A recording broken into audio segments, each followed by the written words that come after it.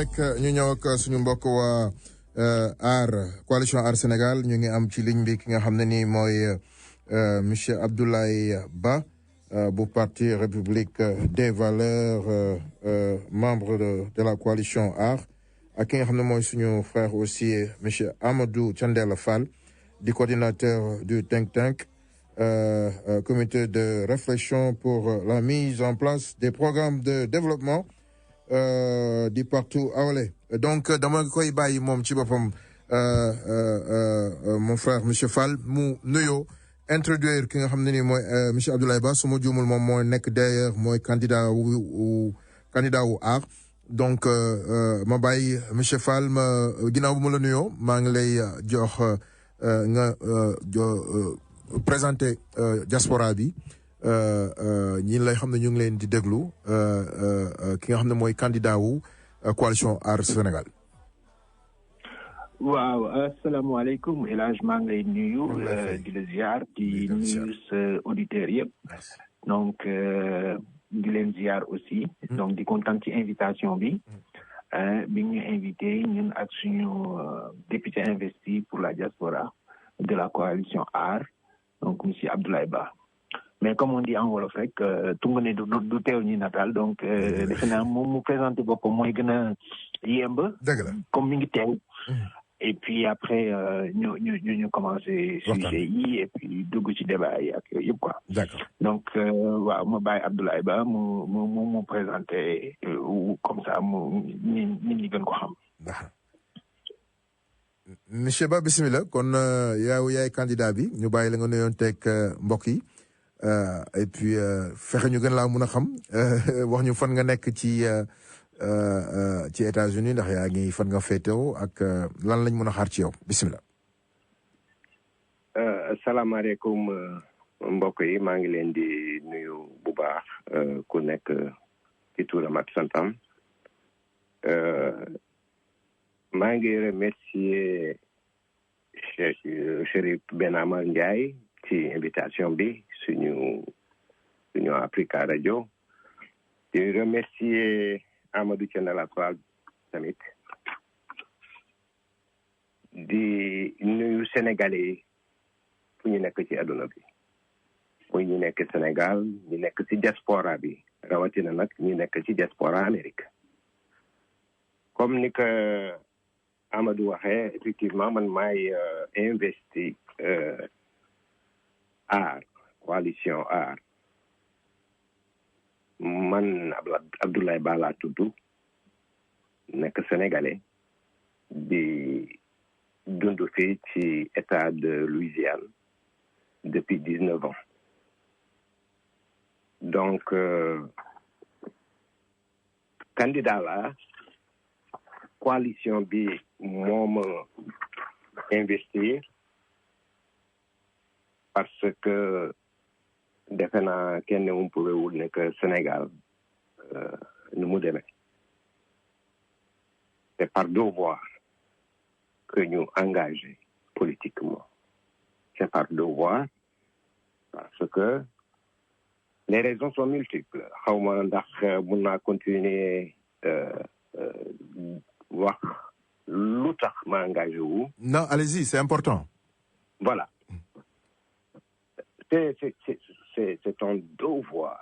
C'est un devoir parce que Sénégal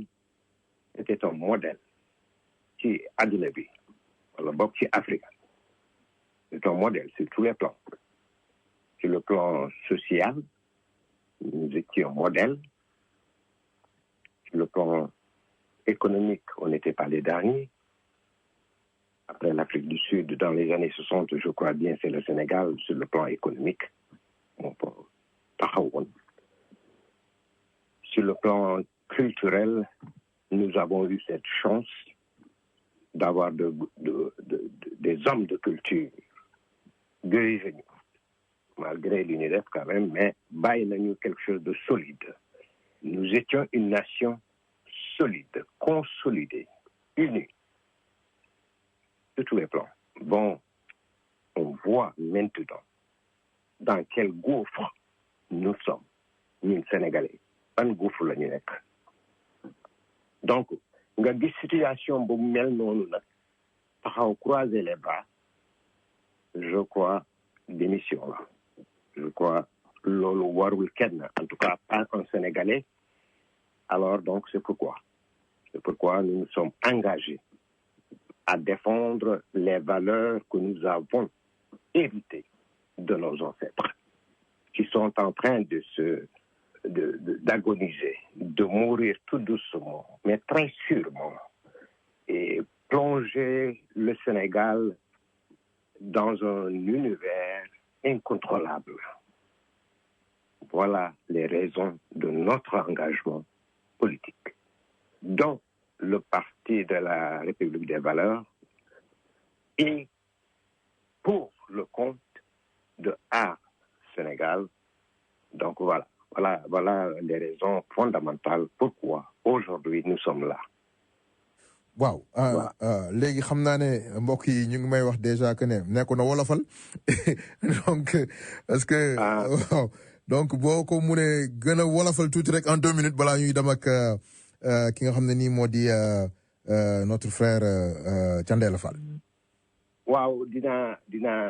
jéem. waaw jéemal. li ma doon wax mooy que ni sénégalais fu mu munta nekk ci àdduna bi. waaw. war na xoolaat ni Sénégal mel tey ni Sénégal meloon démb ak li Sénégal mel tey ñu nuroo Sénégal en tout cas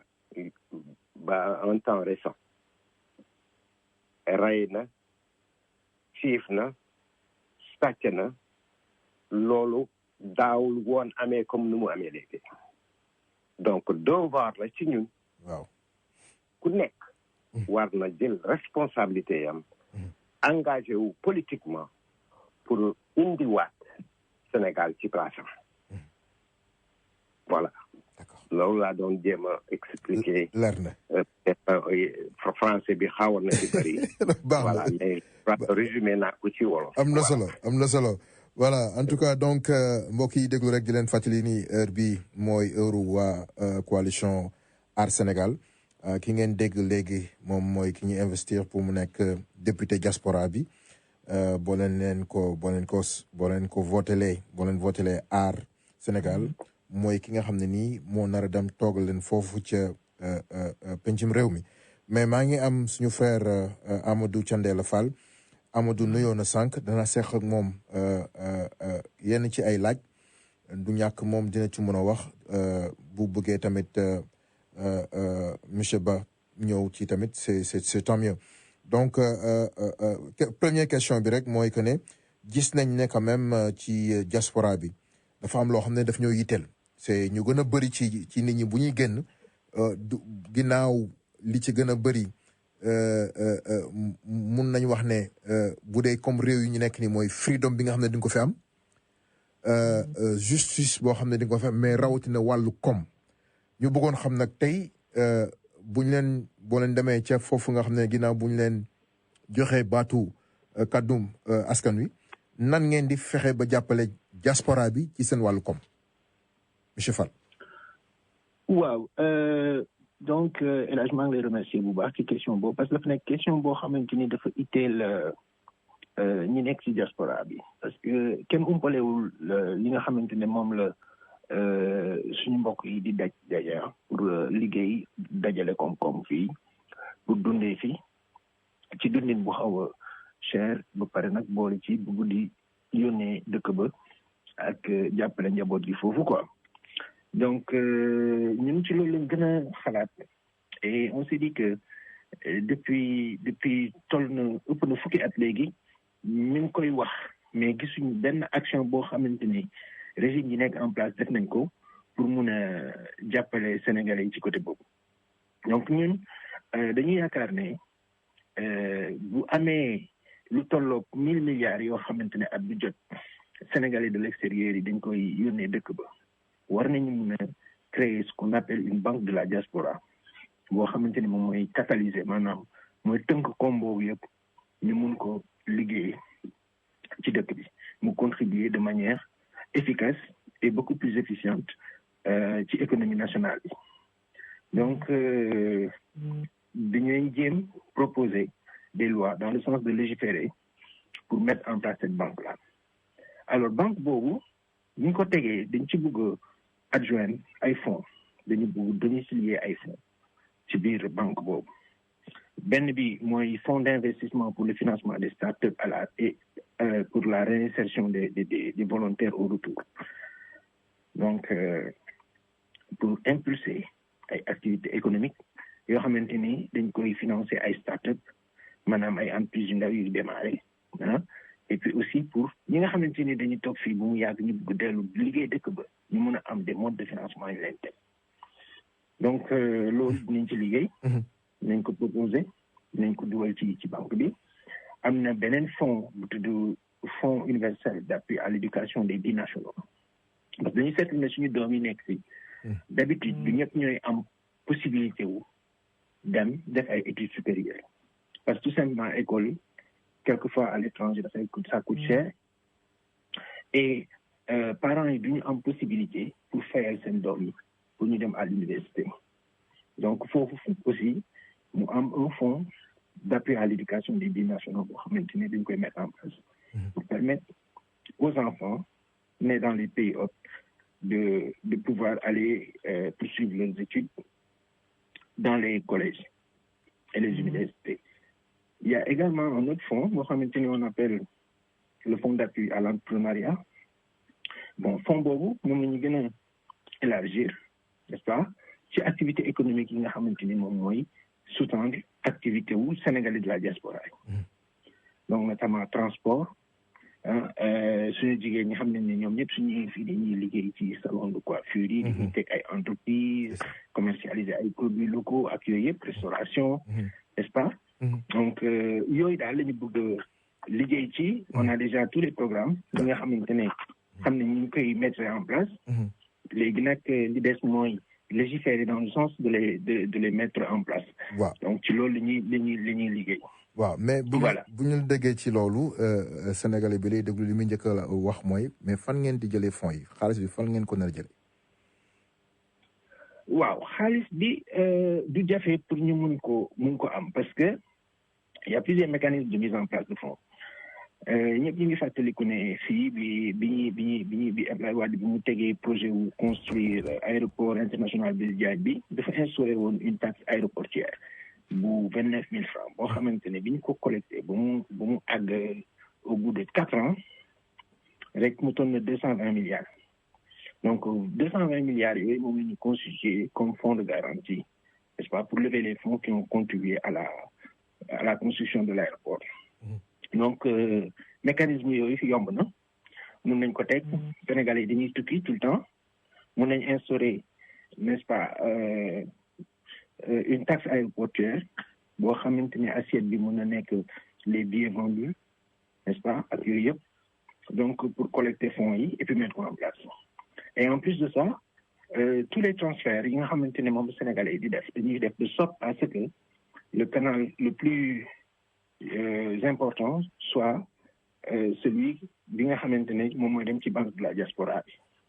donc le fonds yooyu suy transité foofu rek dina permettre déjà ñu mun ci di liggéey ci Sénégal de la diaspora yi bu baax a baax incha allah. waaw léegi tamit lan mooy maanaam ban secteur ngeen yaakaar ne moom la gars yi gën a soxla.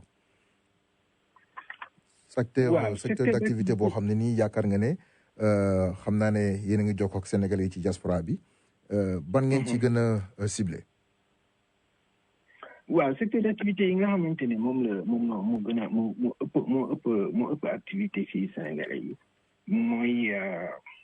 surtout commerce à distribution des produits ak transport bi comme je disais donc les activités de restauration cosmétologie ak yooyu ci le Sénégalais yi di gën a yëngu donc secteurs yooyu dañ ko ciblé pour mun a permettre Sénégalais yi nga xamante ni ñu ngi fi di daan seen doole ñu mun ko structurer ba pare ñu accompagner leen n'est-ce pas dimbali leen ba nga xamante ne dinañ mun a intégrer un peu plus facilement et puis développer aussi seen ay activités fii parce que dañu seetlu ne Sénégalais yi fi nekk ñu ci bëri ay liggéeykat yu mag lañu mais dañuy jànkuwante ak ay difficultés notamment dans la mise en place des structures légales n'est-ce pas dans la recherche de fonds de financement ak accompagnement mais également dans la gestion même de leurs activités pour am les rudiments de gestion yi nga xamante ni moo leen di permettre ñu mun a def seen comptabilité wu bopp def seen ay tableau de bord mun a am visibilité ci li ñuy def ba pare mun a dem dans la prospective pour développer seen ay activités donc côté boobu donc secteur d'activité yooyu la ñu ciblé dans le domaine du transport par exemple trucking business bi Uber transport Uber DoorDash Postmates ak ay taxi yi yooyu yëpp dañ ko ciblé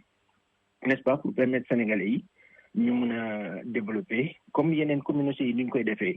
mun a avancer créer de la valeur ajoutée autour de la personne et puis les développer aussi quoi. muy lu am solo mais toujours rek question bi day revenir ci noo xamee ni nii vraiment bugg ngeen assister Sénégalais yi nan ngeen compter nan ngeen ko nar a defee ba nga xam ne ni maanaam ci anam yu wute yoo xam ne di ngeen mën a taxawu Sénégalais yi ci diaspora bi. waaw comme ni ma ko doon waxee sànq ma nag Abdoulaye Ba notre député donc on a discuté donc moo koy bàyyi xam naa moom il m'avait jox na ma ci ay idées yu yemb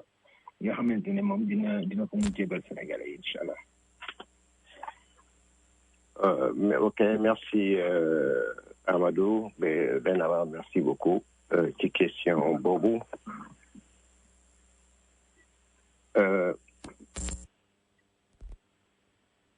Loolu dina tax ma delluwaat ci li ma wax lu tax ñu engagé wu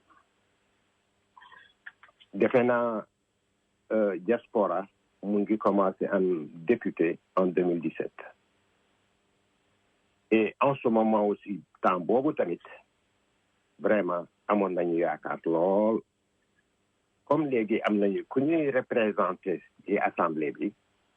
vraiment suñu conditions yi dinañ changer mais gisuma changement avant 2007 et après 2010 avant 2017 et après 2017 man gisuma ci changement gisuma ku gis changement non plus rien n'a changé ça veut dire que ki ñu nekkal foofu waxul suñu wax doxul suñu tànk mais ñun bu soobee yàlla ci suñu programme bi ñu am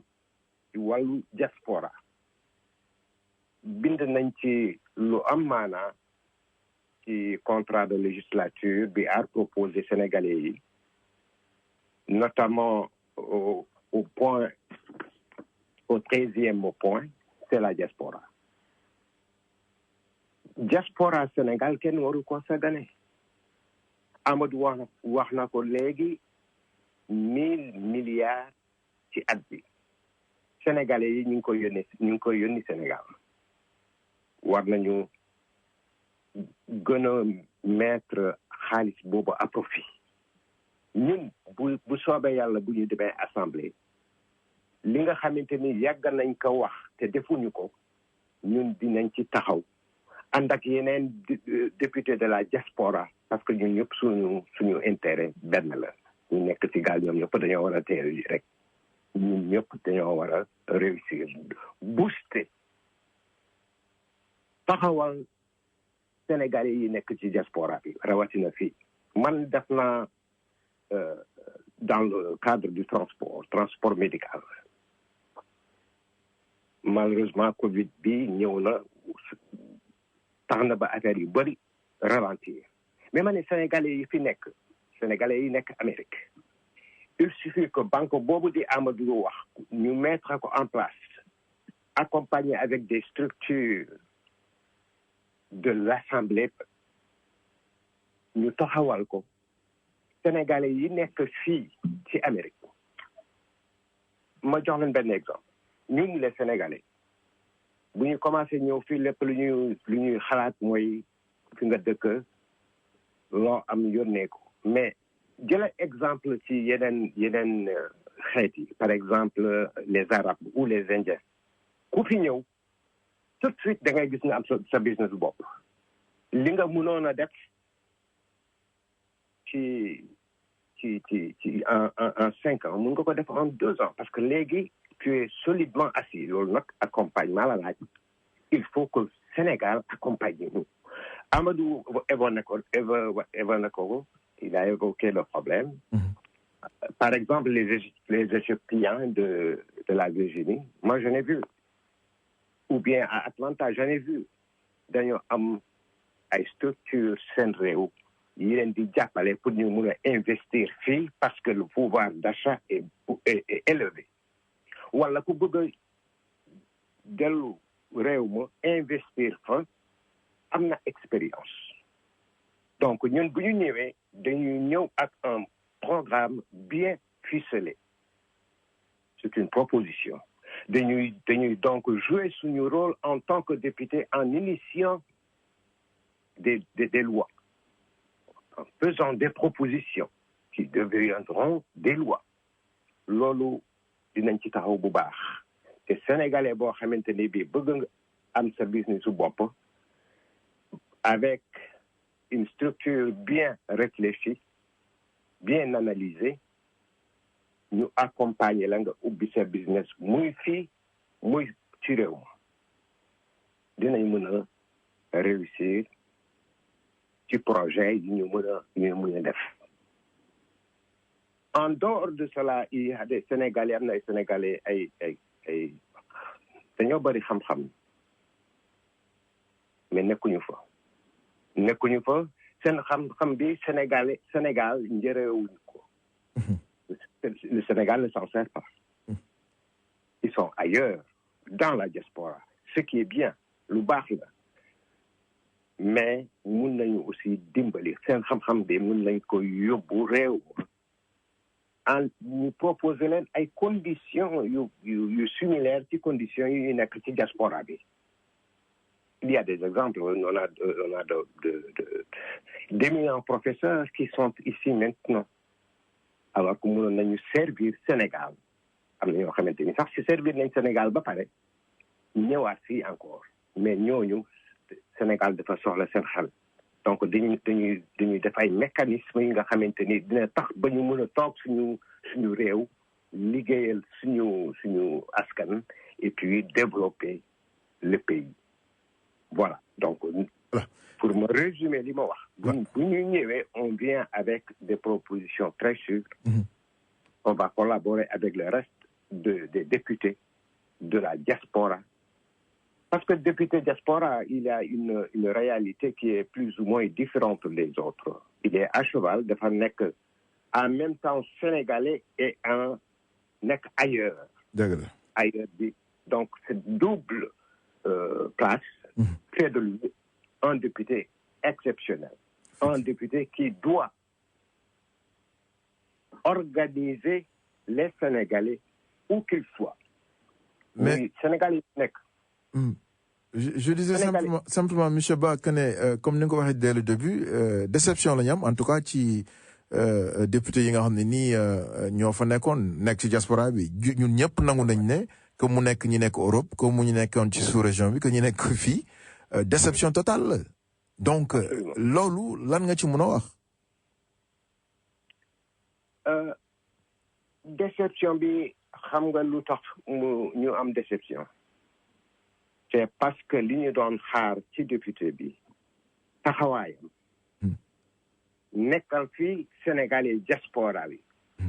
député bi defu ko man de benn yoon defe naa la mos a gis suñu député diaspora bu Amérique jël parole benn yoon effectivement benn yoon musuma ko gis mu ñëw toog poser problème de la diaspora comme ni ñu koy discuter ni Sénégalais ñaata Sénégalais la ñu rey fii ci États-Unis tout récemment Atlanta un jeune étudiant à cause de quoi d'une montre mais un député diaspora dafa war a nekk à côté de la diaspora. Sénégalais fu ñu mënta nekk war na xam fan la ñu nekk yan conditions la ñu nekk. Les jeunes Sénégalais bi ñu rey à Denver xam naa seen papa ba tey dara sottiwu ci dara dem nañu ils ont perdu leur vie c'est fini lan la député bi def pour que yu mel noonu bañ a am donc proximité boobu bu fi amoon bu dee vraiment il est très proche des citoyens sénégalais xam nañu fan lañ nekk mun nañu organiser wu de façon que ñu gën a être protégé ku ñëw ñu jàngal la xamal la réew mi fii lan mooy réalité bi ban approche nga war a am boo ñëwee fii donc le député il doit être un facilitateur aussi sur tous les plans social et économique. Mais surtout social boo ci mënee ñëw je pense que ne wax nga wax ju am solo il faudra faire des propositions de loi mais côté social bi c'est important. Très important parce que je n'indexe pas diñuma suñu structure administrative like consulat bi ou bien ambassade bi certainement ñu ngi def seen liggéey mais je dis que liggéey mënuñoo defandoo liggéey bi yëpp. D'ailleurs loolu mooy question bi nga xam ne après bëggoon naa ko laaj mais allez-y. Voilà donc député bi dafa war a nekk ko xamante ne kii vraiment xelam dafay inspiré wu. dafay xalaat c'est-à-dire que man je représente les Sénégalais naka laay def ba Sénégalais yi mucc ci yenn yi. naka laay def ba Sénégalais yi réussir ci domaine yi. mun di anticiper aussi. Bien sûr mun nga anticiper parce que le député nous on l'a dit dans le contrat de législature le député dafa war a am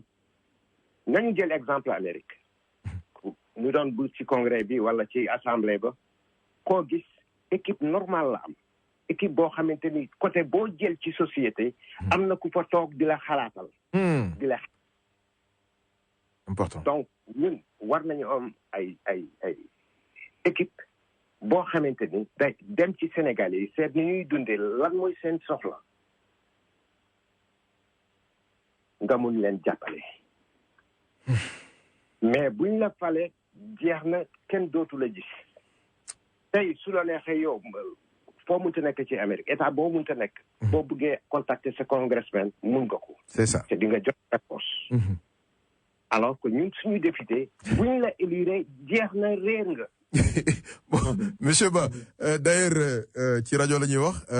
dégg nañ suñu en tout cas kenn ci député diaspora bi di ko wax mu ne biñ ko posé question que lu tax daan ñu leen doon gis ñu ne que ne biñ leen falee bees dañoo dem ci gisee le président de la République Macky Sall alors ñu ne ko léegi qu'est-ce qu'on va faire mu ne leen fii ngeen di toog liggéey ñu ne ko lan ñu ne leen waaw fii ngeen di toog liggéey et là ma lay laaj yow boo toogoon foofu bu doon tey faloon nañ le député ñu recevoir président de la République recevoir député diaspora bi ngeen ñëw di toog ak moom mu wax leen li mu waxoon ñoom li mu leen waxoon ne leen ay député ngeen doon naam ci diaspora bi ngeen jógee naam waaye fii ci Sénégal bon c'est évident député diaspora bi tamit député Sénégal la parce que intérêt Sénégal ngay xeex que mu nekk ci diaspora bi que mu nekk sur place mais est-ce que boo bokkee ci ñi muy wax ne fii ngeen di toog liggéeyal diaspora bi su boobaa looy tontu maanaam Sénégal ngay gën a bëri tànk c'est-à-dire c'est je sais pas man. waaw Ben Amar jërëjëf ci loolu li nga wax léegi ki nekk suñu député moo ma ko wax directement. li nga wax exactement moom ko wax directement président dafa wax ni seen place fii Soweto la fii ngeen. c'est malheureux. xam nga lu waral loolu. oui. mooy li ñuy wax tout le temps que la séparation des pouvoirs au Sénégal doit être effective. Président am na rôle bu muy jouer. mais député am na rôle bu gën a rëy sax. bu gën a diis gën a bëri gën a compliqué. yow ñu élire la yow ñu élire la ñi nekk Amérique élire la nga nekk seen député nga dem dëkki Sénégal kenn gisutu la ngay fajee seen problème man président bu ma waxoon loolu. Écoutez, nous sommes dans une coalition très responsable. Très responsable. Et les hommes sont libres dans notre coalition. Nous avons constaté ci campagne bi. Non, on sait déjà. Il y a rien sur place, voilà. C'est-à-dire que président nam war nga ko déglu mais yow xam nga sénégalais yi nekk ci diaspora bi lan mooy seen soxla. naka laa mën a dimbali sénégalais yi nekk ci diaspora bi. Est-ce que Dakar laa war a nekk est-ce que Amérique laa war a nekk man je crois que loolu amul négociation. doo négocier loolu. mënoo dimbali koo xamante ni que doo ko gis. doo ko gis quoi. doo koy dimbale. il faut que permanent de façon permanente muy nekk à côté des Sénégalais de la diaspora pour ñu mu xam lan la ñu bëgg. kenn du ma téye Sénégal ma bàyyi ñi nga xamante ni ñoo ma fa envoyé ñoo ma fa yónni du ma def loolu. waaw donc la réponse à cette question là c'est non. Je vais prendre mes responsabilités, quitte à ce que je ne sois plus député, mais je vais être à côté de mes concitoyens pour me mën a xam lan mooy seen problème ñu mën a leen aar. boo ko deful boo tëddee Dakar. En tout cas ci ni ma leen déggee ngeen waxee ko ma dégg ko monsieur Fall wax ko et je pense que ne ñoom peut-être problème bi ñu doon am mooy problème moyen ce qui est un peu décevant quand même parce que étant député de la diaspora ci bu mu munta nekk sa xel war na mun a nàcc ci xam nooy wutee koom-koom ay billet avion warul la të nooy def tamit ba mu le contraire comme ni ngeen ko waxee yi député diaspora moo war a xool nu mu munee indi un plus pour réewam mais tamit en même temps dimbale diaspora bi pour seen nekkin gën a ñoŋ comme ni nga ko waxee léegi donc c'est un peu décevant quand même mais heureusement ñu ngi jëm ci ay jongante le 31 juillet bon ci on peut comprendre aussi loolu tax xëy na moom tamit ñoom bi ñuy wut seen candidat boolewuñ ko ci parce que xamoon nañ ne en tout cas aux États-Unis Océanie Canada dañ ko suuroon kël moi je le disais depuis des mois et des mois et heureusement ils l'ont compris mais ñu may ma rek ñu dem fay quelques billes ma ñëwaat ak yéen su ko defee xam naa ñu li ci des ñu ñëw ci yéen incha allah ma fay quelques billes je reviens incha allah comme ni ko candidat bi waxee ci biir waxam est-ce qu'il serait pas temps actuellement ñu indi pas peut-être pour wane ne ñi nga xam ne ni ñooy suñu diplomates yi ils sont pas en train de faire leur boulot wala seen toogaay du ñu ne defewuñ ko nuñ ko war a defee mais indi loo xam ne nii peut-être da leen di gën a yokk ci li ñuy def maanaam gën leen yombal liggéey bi su ko defee diaspora bi gën a mun cee jëriñu. waaw xam nga da ngeen aborder un sujet boo xamante ni tout à l'heure c'est extrêmement important et c'est tout le mal en fait vient de là mooy l'anecdote que tu as donnée tout à l'heure en disant qu'il y a un député à qui le président lui-même a demandé ou a instruit de rester. Non, c'était tous les députés ñi nga xam ne ñëpp ñoo nekk ci diaspora bi ñoom ñëpp la toogaloon ñoom ñu voilà. xam nga loolu déjà dafay révéler ñaari choses mooy déjà que l'Assemblée nationale telle que conçue dans les temps passés n'a jamais été dans le respect orthodoxe des règles, n'est-ce pas, des règles institutionnelles. Donc, si c'est le président lui-même qui choisit ses députés, qui les met en place et qui leur dit ce qu'il faut faire, c'est qu'il n'y a pas de séparation de pouvoir. Donc, l'exécutif au fait monsieur Fall foofu rek puisque ci rajo lañu wax du ñoom ñëpp moom sax nañu àndaloon mais c'est-à-dire en tout cas bi ñu demee ñoom ñëpp seeti ko ñi àndoon ak moom ak ñi àndaloon ñoom ñëpp bi ñu ko laajee bon peut-être sûrement comme c'est ce que je disais tantôt xëy na dañ la bëggoon xam ndax dañ leen mu ne bon j'ai pas eu ces réponses mais c'est bien en tout cas dinañ ci xam dara bu ñu amee par exemple ku mel ne monsieur Ba mu dem ci assemblée bi wala ku ko yàlla tudd mu doon ko l'essentiel mooy que ne ci li ma mën a jàpp mooy peut-être ils avaient pas les moyens bon ñu dem seeti ko bon moi je dis que ne pour man waruñu woon sax di ko laaj question boobu parce que ñoom ki ñu waroon laaj question boobu mooy ñi nga xam ne ñoo jël seeni xob votel leen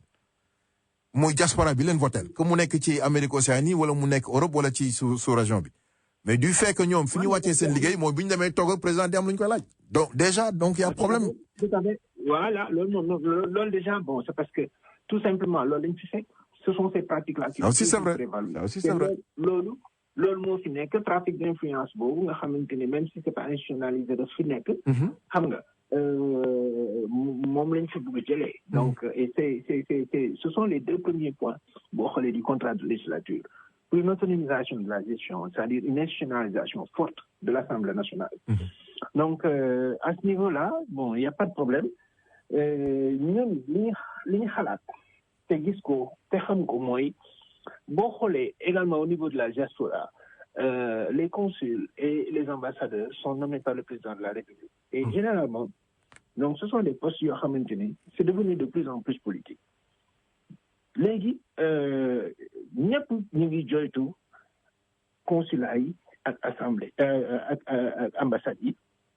pour les formalités yi nga xamante ni moom moo itteel Sénégalais mais nous avons pensé à mettre en place un guichet unique d'accueil de facilitation et d'animation boo xamante ne dafay jël en charge n'est-ce pas tous les besoins de nos compatriotes en termes de démarches administratives ak seen besoins yëpp tout ce qui est étude de projet organisation d'événements accompagnement judiciaire conseil orientation xam nga soo amee par exemple ay conteneurs yoo war a def en don ñu dimbali la nga def toutes les déclarations def yëpp xam nga une structure véritablement autonome est destinée à satisfaire les besoins des gens de la diaspora loolu la ñu bëgg donc mu am une autonomie. Donc ça veut dire que les associations ñoom tamit am nañ ci pas de responsabilité seen liggéey des na. ñooñu la. Les associations qui sont un peu partout là. Association des Sénégalais ou bien voilà. waaw mais c'est parce que tout simplement il n'y a pas une fédération de toutes les activités là. ku nekk da ngay am liberté wu. Une association c'est une excellente chose c'est un bon départ. Maintenant le problème c'est de pouvoir les catalyser. Et de les organiser n'est-ce pas sous l'égide même d'une structure institutionnalisée boo xamante ne Sénégal moo ko moom. xam nga moo koy teg en place mais dañuy légiférer pour teg une structure dafay nekk une réforme bu bees du nekk consulat du nekk ambassade mais service d'accueil lay nekk. non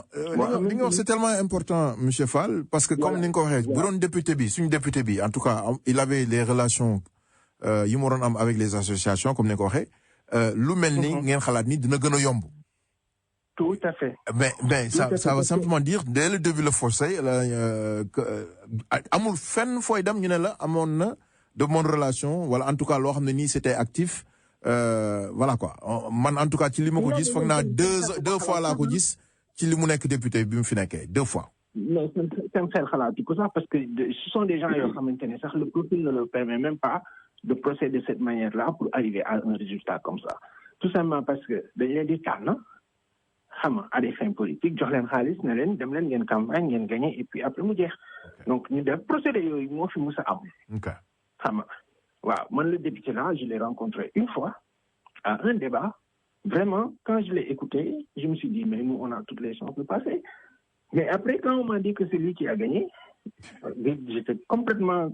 surpris parce que ci débat bi ñu daje yoon moom il ne pouvait même pas c'est-à-dire les questions il ne pouvait même pas répondre aux questions. Voilà c'est un problème. Monsieur Fall c'est important li nga wax ni il nous reste que 7 minutes pour yow ak monsieur Ba.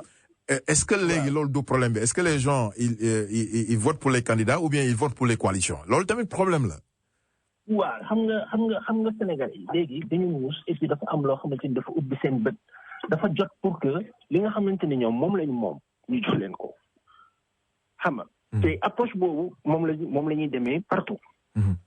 pas seulement ci diaspora bi mais sénégalais yëpp dañu soxla li nga xamante ni ñoom mooy seen yelleef ñu delloo leen ko. et il y a pas une meilleure approche n'est-ce pas d'aider les Sénégalais aujourd'hui à disposer de minimum que de légiférer. Parce que le principe de base de la loi, c'est quoi? C'est d'instaurer les règles du vivre ensemble pour le bien-être des communautés. Loolu mooy essence loi. Tey lépp loo xamante ni bëgg nañ ko doxal dans le sens du bien-être des Sénégalais, que ce soit des Sénégalais de la diaspora ou des Sénégalais du Sénégal, yi nga xamante ni ils vivent au Sénégal, c'est de mettre en place des réformes, voter ko, appliquer ko, et puis des séparation des pouvoirs bu leer nañ, n'est-ce pas? Ñu nekk dans une république avec une dynamique républicaine, avec une démocratie.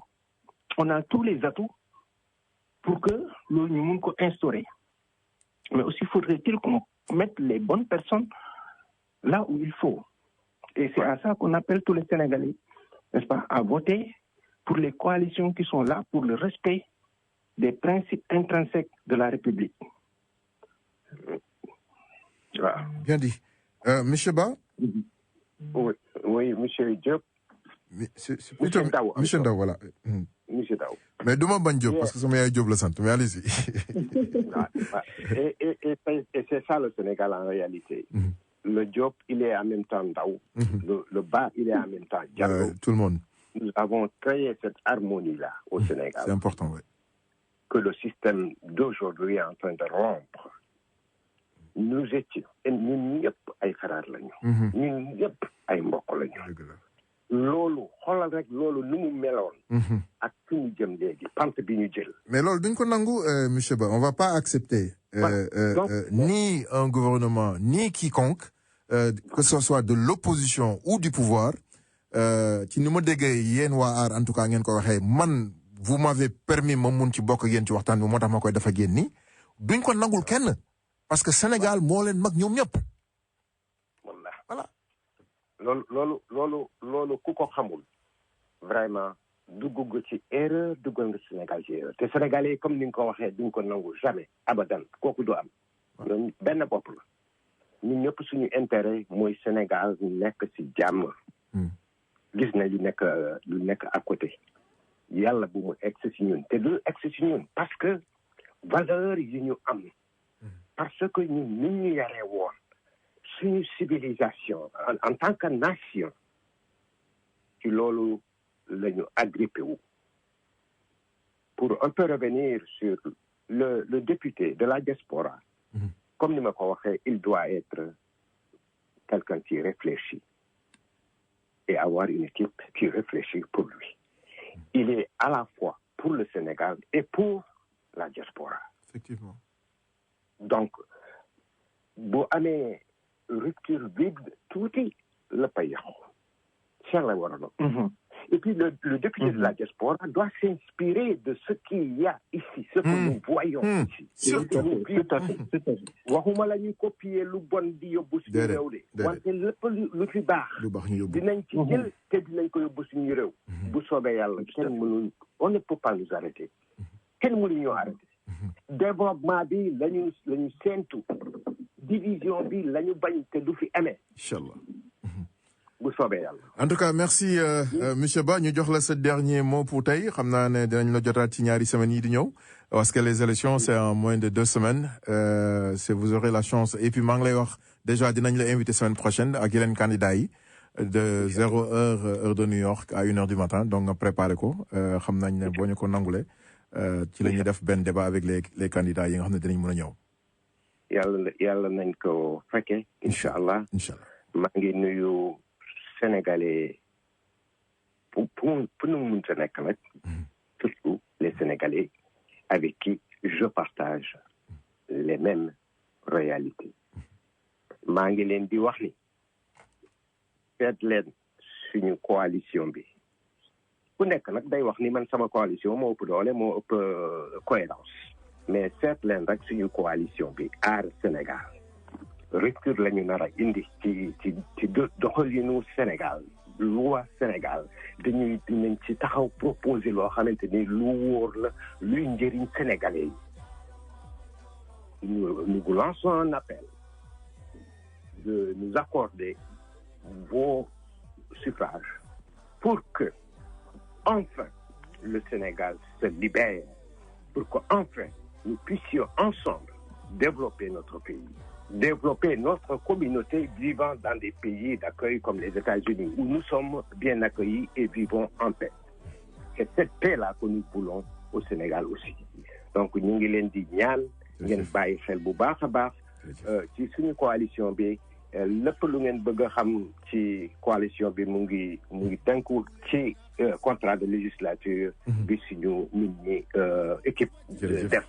seet leen personnalité leader yi seet leen Thierno Alassane seet leen Abdourahmane Diouf seet leen Thierno Bocoum Théodore Montey jërëjëf monsieur Ba on est pris par le temps dinañ ci ñëwaat inchallah merci encore voilà monsieur Fall en 10 secondes 5 secondes waaw man li may wax du gudd torop damay woo Sénégalais yi rek pour wax leen ni que suñu bëggee Sénégal ñu développé ko jëlee fi li nga xamante ni moo fi nekkoon depuis 1960 ba léegi c'est dans un contexte de république et dans la sérénité qu'on peut le faire. Il ne sert à rien de changer pour changer et tomber dans l'hécatombe. Radicalisme bi ñun on n'est pas partant pour ça. Merci. Parce qu'on veut hériter d'un Sénégal boo xamante ni c'est dans la sérénité dañ koy développer. Merci. suñu xoolee perspective yi nga xamante ne moom mooy ñëw pour Sénégal. jërëjëf ay tout géopolitique bi. ni mu demee nii. Donc il faut que ñu am sérénité. dinañ ci ñëwaat inchallah moom la suñu coalition. dinañ ci ñëwaat proposé. merci Voilà. jërëjëf allez merci au revoir. Merci. Et encore merci.